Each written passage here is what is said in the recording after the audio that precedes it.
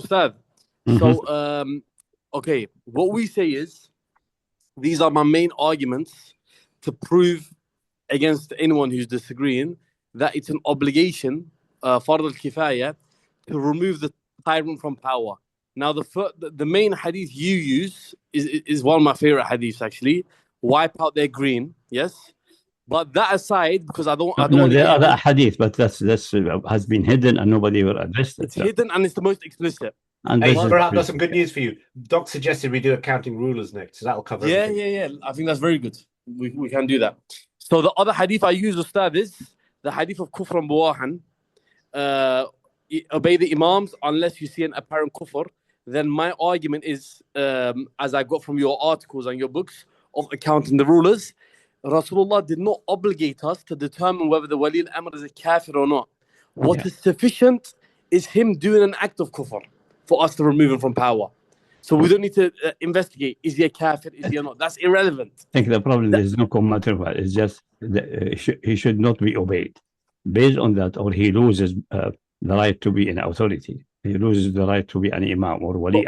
Okay, the result of that is necessary to tell him, you have lost that, move out. That's first step. He say, I'm not moving out, and then argue about the issue. Then there will be a court looking at that, or a tahkim group. But he says, no, I'm not going to go to power, independent whatever you claim. Then he is resisting Sharia. And then if there's enough power and authority, he must be removed by force. Because having a head of state or an imam or one authority who for whom we are not obliged, but we are supposed to disobey, is a contradiction. So he has to be removed, and someone worthy of obeying said that. So a longer conclusion, but it ultimately it must end by removing him if necessary by force. Yeah. So another ayah I use it has to be developed more structurally, but Al-Bid al-Khadra is very clear. So I do istidlal from these ayat as well, the famous verses, and fight against the kuffar until there's no more fitna in the land and all of the deen returns back to Allah. The deen here is the system, the governance, the legislation. And even though the context is about kuffar, mushrikeen of Quraysh, the meaning, the intended meaning is that there's no fitna in the land and for all of the deen to go back to Allah. But the problem is that you cannot enlarge it to a ruler in the already established Islamic domain. It is when people who are try to exterminate Islamic domain from outside. It's for outsider. For the other front, there's a very separation of fronts. But what about the part of the ayah where Allah says, and there is no more fitna in the land? But when the corrupt ruler... This is the termination point of the fact. Until the oppression and forcing people to kufr terminates. That's the fitna mission there. You have in such things to get the minimal interpretation. This is qat'i. The extras have been supported by other ayahs, other circumstances. So this is not so good. But what about this ayah, Ustad? And when two groups of Muslims fight and one oppresses the other, fight against them until they return back to the Amr of Allah, Amrillah. That's good but there's two Muslims, subgroups of a Muslim community who is governed by proper Sharia and so on. That's clear. That's then like that's the reason the claim that the case of Ali and Muawiyah, the application of this is wrong. There's no two group disputing. Muawiyah is disputing with the main authority, and he's splitting from Jama'ah and breaking the covenant. So it's not matter two groups fighting and the Khalifa is coming to mediate and stop the fight, and some of them become rebellious and use that. So notice that carefully. So it's not the issue of the head of the state, the imam, the leader of the state itself. That's another issue. Yes, So naturally, because there's no qat'i ayah in the Quran regarding this, I'm doing istidlal. No, it's qat'i for the minimum, which applies to Quraysh and foreign enemy. Okay. Yeah. So wait, you know the famous verses. One is in Surah Al-Anfal. I forgot which other surah it is, where Allah says, "And fight the kuffar until there is no more fitna." It's the same. This is the kuffar, the foreigner, another entity in which you can establish armies, have a banner, and they have a different banner. But I'm specifically focused on this lafz of there is no more fitna in the land. That's the termination. حتى لا تكون فتنة, and the fight stops there, and then we go from there. What is supposed to be done, etc., etc. Establish a federation, do this, do that, accept peace. There are many other options there. Okay. Be careful about these things. Yeah, that's what I'm consulting you, because recently I've been getting into debates with Madakhil online. So I've been using the main ayah, the main hadith I've been using Look is to محاسبة الحكام, the chapter about سقوط ولاية الفاسق. That fisq alone is enough to make his wilaya invalid. He is not a wali amr. And then you cannot leave someone in wilaya who is not wali amr, who should be disobeyed. Meaning the leadership, if it is necessary, dictated by necessity of life and so on, then we have a situation of a chaotic situation. We don't have a society and community knit together as a state or a community. So it has to be said, okay, now you are openly and manifestly fasiq. You have to go side. The same also hadith called wah in the correct wording, which is it needs a bit better work than we did in the past. I agree, but then he refused to move or say, no, I didn't do fisq, then this has to be arbitrated by a knowledgeable scholar, either an ad hoc committee or a well-established constitutional court. If that's arbitrated and say, yes, you committed that, you are now having no authority, you should step aside. He refuses and resists by force. That would be then fighting a resisting group. It has to be constructed much more cautiously. The Madkhali are playing with everyone left and right and center and bringing this exception. Ustad, do you know how they're playing with the Madkhali in the best? Sorry, the Madkhalis are playing with the Wahhabis by doing this. The Wahhabis are saying that the Hakim needs to be a kafir, and the Madkhalis are proving no, they are not kuffar for not ruling with what Allah has revealed. This is the mistake by that, because this is not because they follow the mainstream point of view, especially the Shafi'i, that kufr makes you liable of being your blood being shed. That's not. We have proven that kufr does not shed blood, and that there is no so-called jihad talib in Islam, and the work is almost complete. Ustad, what do the Hanafis say about this? Do they have the same Shafi'i? It's different, but it's not well crystallized. No, it's different, but it's well crystallized. It's not well crystallized. It's not well crystallized. Yes, it's not. Yeah, it's not. Okay. Because I want to understand, are the early Hanafi fiqh, is it influenced by Dawlat al-Abbasi in their... Could be. It's irrelevant. Don't worry about these things. These things about how historic development. This divert someone. What is the source of Quran and Sunnah and the text they rely upon? Go to first and go to the minimum. Okay, recently I've been using some sources of Abu Hanifa where Awza'i says about Abu Hanifa, by Allah, we tolerated Abu Hanifa for everything until he came with the safe, khuruj. I know, but that's irrelevant to what Awza'i said Abu Hanifa. So we have to arbitrate the numbers showing that Awza'i is wrong and Abu Hanifa is right. And how to do that? By Quran and Sunnah. Of course. So you better go straight to there, because there was obviously a dispute and there were many government scholars and agents working around. If you want, Barha, if you compile a lot of this stuff, I am, yeah. Go to accounting the rulers and especially the chapter سقوط ولاية الفاسق. I've went into accounting the ruler 3 times, Ustad, but the organization is not done in that direction forward. That says it needs another cover, but at least the main points I can comment. That's the reason they will read. Also, I got one criticism. Tell me what you think about this criticism. So you know many of the modern Madkhalis, okay, they use the science of ilal to weaken a lot of these asanid and say, oh, it's Hassan, it doesn't meet the criteria of Sahih. No. That's not going to work, because this rely on the obligation of commanding good and forbidding evils, and this gives more detail hadith. So the issue, the fundamental part of the issue is qat'i. Okay, the fundamentals qat'i, according to us, what we're saying. But no, according to Quran and Sunnah. But we have to do it in a better way now.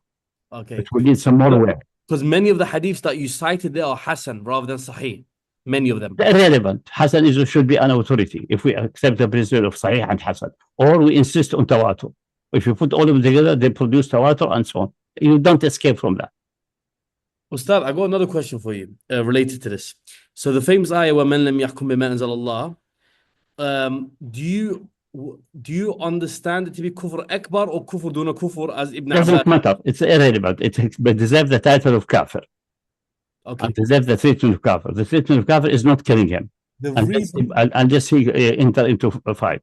Because the reason of shedding blood is either a punishment for someone committed murder, or punishment for adultery when it was still obligation to stone, but this is abrogated, or exiting the community. not Okay. committing kufr, instead of committing with the sword. Okay. Yes. Acts of war, nothing else. Do you know? Acts of war coming from a Muslim, from a Sufi, from devotee, from Buddhi, doesn't matter. That would make him worthy of killing a shedding blood. That's it. Not Sheikh, also in Hakimiyya, you mentioned about attributing the issue to kufr is completely irrelevant, but it has been constructed in history by putting the fallacy, the false statement that it is. They say, summarize, that al-Islam يعصم الدم والكفر يهدره. Islam protects blood and kufr sheds it, and say no, blood is protected by divine order in eternity. Yeah, it's done. Islam make it double protected. Dhimma add double protection. yes. Kufr does not shed it, but warrior action of war and specific injunction by Allah, they may allow to shed it. That's it. So the reason why I asked this is because if we take the apparent of it being kufr akbar, I know you don't like this kufr akbar, kufr asghar because it's irrelevant, but it could be argued that every major sinner or every sinner, every atham is a kafir, because many of the people... No. That's the trap they will get you, and yes, they accept in time past. Okay, so they made the rule first. You have to be kafir so I can kill you. No, I can't kill you ever unless you commit an act of war or a specific crime established with substitute for Quran and Sunnah and revelation. Okay, I agree with you on that, but just as no, we have to establish that first, and then everything else is irrelevant. From a tactical point of view, not on tactical. Just if say it's not kufr akbar, say it is irrelevant. If he performs act of haraba, refuse to be removed, who is obliged because of the hadith and the Quran text about the falling away of wilayat al-fasiq. So the wilayat al-fasiq is starting point plus the hadith of kufr wahid, the proper formulation, the most correct formulation, and other hadith about ta'a and so on. If taken all together, one whose wilayah has terminated is not wali amr, is not worthy wali amr, then you are not obliged to obey. But how can one be left in authority who must not be obeyed? So it's empty. The place is empty. So tell him, please step aside because the place is empty. He say no. Either he argue, I did not commit kufr bah or did not do ma'asiyah publicly, and I'm not fasiq. Then okay, there's a court of law. Constitutional court already established a constitution. And if it's not established, we collect the best scholars of the country in ad hoc committee, tahkim, and we accept their final pronunciation by ijma' or by three-quarter majority or whatever agreed upon. We go this procedure. Or he said, no, I hold to power, you willing or unwilling. So that's not what is indicated by Sunnah. Move away. Yeah, okay. I will move you before. So no, I will use force against you. That he's a warrior now. So is he kafir, not kafir, muta'awwil, wrong? That's Yawm al-Qiyamah to be said. It's irrelevant. He has to be removed. So okay, so what is the strongest evidence you'll use? If you had to pick one evidence, if they forced you to use no, there's no one evidence. You have to put Quran Sunnah together. You can't work with one evidence in such a which ayah in Quran would you say? The issues of war and peace and leadership and so on are complex issues by their own nature. No one ayah or no one hadith or group hadith would settle it. Okay. The same with qadar. If you go to one ayah, you will end in hell. True. That's true. That's true. So that's it. That's true. That's true. I'm trying my best to formulate my best arguments so I'm not caught off guard. I want to make a stillman version of this. No. That's the way. Don't stuck in kufr akbar, kufr asghar, and so on. So when I'm talking kufr al-buah from Ubadah ibn Samit, he it's narrated from him in three different words. Yeah.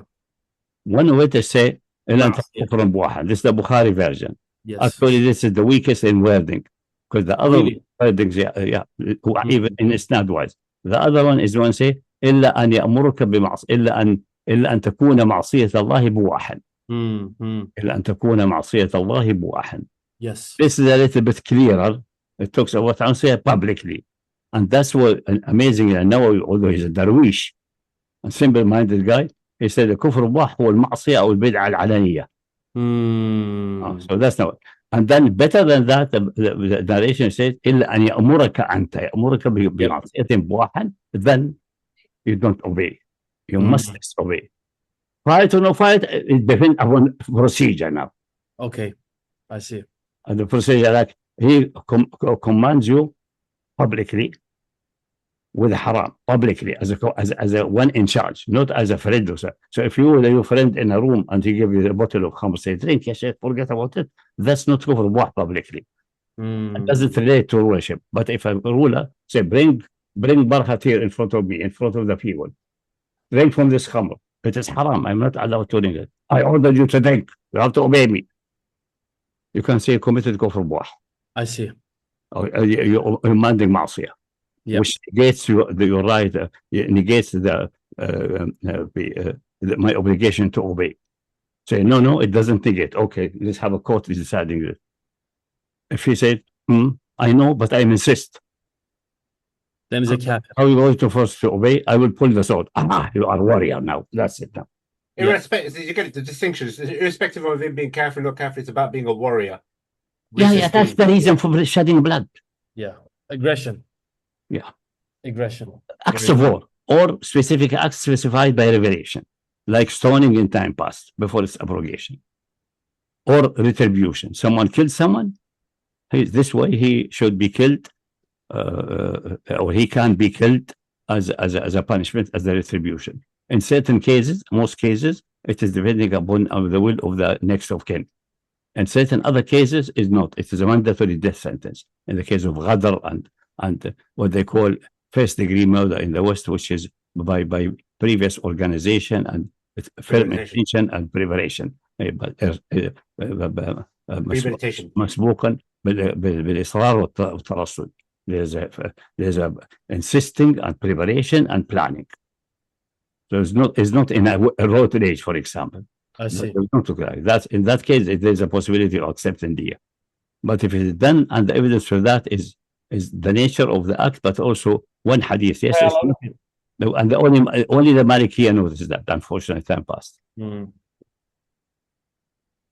Okay. Yeah. Okay. Should we kick off? This is fine detail. We're not going for detail, but as a punishment for murder. Yes. Either obligatory, nobody can forgive it, or forgivable. Yeah. Jamil. Good. Okay, inshallah. So this is the channel which is irrefutable and no way to get away from it. But for that, we have to establish the falling of Wilayat al-Fasiq based on a hadith and the Quran. The Quran gives a general rule about how the relation with Fasiq and Kafir. What does it say? وَلَا تُطِعْ مِنْهُمْ آثِمًا أَوْ كَفُورًا. This is general. Don't obey any, and it says آثِمًا أَوْ كَفُورًا. Yes. So even Athim. Even Athim. Yep. Obviously, by general type of the Quran is that one who with certitude, well established that is an Athim. The Quran does not need to mention that because an Athim is a type, is an abstract type. If it's fulfilled in someone and you are certain it is there, he is Athim, then you are not allowed to. Some people say, but the rule is exempt from that. The rule is exempt because this is general. There may be an exemption. Yes. That he is not a ruler. No, we see the hadith of Suqut al-Fasiq is a sufficient, sufficient showing that such a restriction that don't exist, and it does apply to rulers, not only to parents or friends or general. If they can be classified as athim or kafir. So that's settled the issue of kufr duna kufr. It doesn't matter. Definitely, and the hadith kufr say كفر واحد عندك تأويله أو عندك علمه بالكتاب, and you have evidence from the book of Allah. Exactly. It's not something a guesswork. It may be kufr, it may be no, maybe معصية or not. It must like that. So there's no escape from that. It's classified as that. So it's definitely by this is an athim. When doing that, so if commanded to معصية like drink الخمر, say, but this is haram. So no, it's not haram. So it's haram. Establish the Quran and Sunnah with certitude. Yeah. If there's a doubt about that, go to a scholar and have a tahkim of the constitutional court. If that's settled and he insists, then he is commanding ma'asiyah, which we have established to be a ma'asiyah, and he is then by this is being at least athim or kafir. It doesn't matter. And then his wilayah has fallen away. Yes. And he is liable of fighting. That's depends upon conditions, availability of community. But the minimum, you are not obliged to obey. And his authority to give commands has disappeared. Very and good. Also the hadith, لا طاعة لمن عصى الله. Not don't obey a command in معصية. No, لا طاعة لمن عصى الله. There is no obedience to someone who disobeys Allah. That's it. No obedience to the one who disobeys Allah. So it's showing that this is not worth obeyed. He cannot be kept as wali amr. He's an empty now. These idiots and charlatans, they use these. But you have to develop it in your mind and go this way and stop. But maybe they even think they are right. Some of them. Yeah. Of course.